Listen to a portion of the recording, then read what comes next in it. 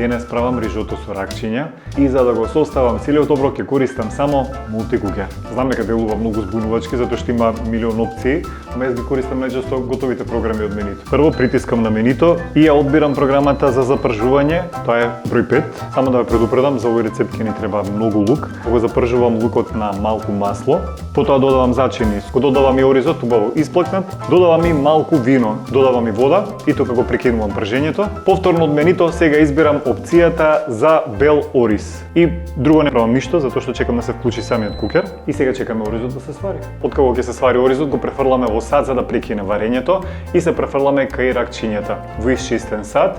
На истата опција 5 за пржење, ги пропржуваме ракчињата со малку масло и зачини. Кога ќе бидат убаво издинстани, додаваме доматен сос, пропржуваме уште некои 5 минути и потоа го додаваме и оризот и рижото, тоа е готово. Идеалниот новогодишен подорок е нешто што е долготрајно, практично и ќе ви го олесни животот. А тие карактеристики ги има мултикукерот на Делимано. Затоа го прогласувам за идеален новогодишен подорок за оваа година.